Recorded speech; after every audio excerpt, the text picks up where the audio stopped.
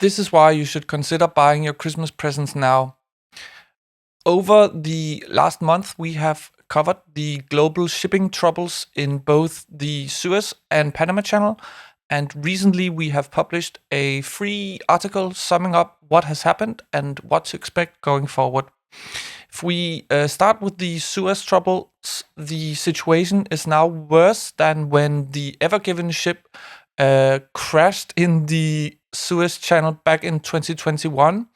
And as one would expect, this has affected freight rate prices, where a 40-foot container going from China to Europe is up some 300% over the last quarter. Furthermore, we are seeing spillover effects to the US, with freight rates up some 100% in the same time frame. So why should you consider buying your Christmas presents now? If we look at the Ever Given incident, we find that we find a recent example as to why. Here we see that the goods inflation year over year, compared with the freight rate of a 40-foot container going from Shanghai to Rotterdam, are closely correlated, and we see what happens with a 5-month lag when the freight rates increase. Now, 2021 versus now is of course a bit different in terms of back then people were sat at home with their GameStop gains and they bought useless stuff. But now we can observe that the data points such as the Johnson Redbook and other live gauges in the US are up year on year. Hence, companies will be looking to pass over prices to consumers this time as well.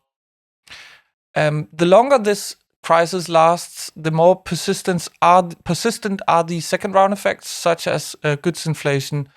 Historically, trade flows of goods from China to Europe and the US suggest that there will be added buying pressures come March and April, and that will last until its peak in October, where companies have built up their inventory for Christmas.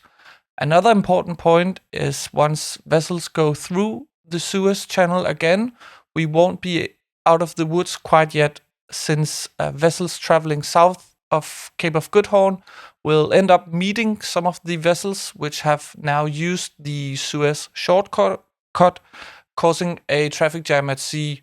This was, by the way, something we saw as well during the Ever Given accident. Lastly, we have started to see spillover into dry bulk and energy, with dry bulk being hit the hardest.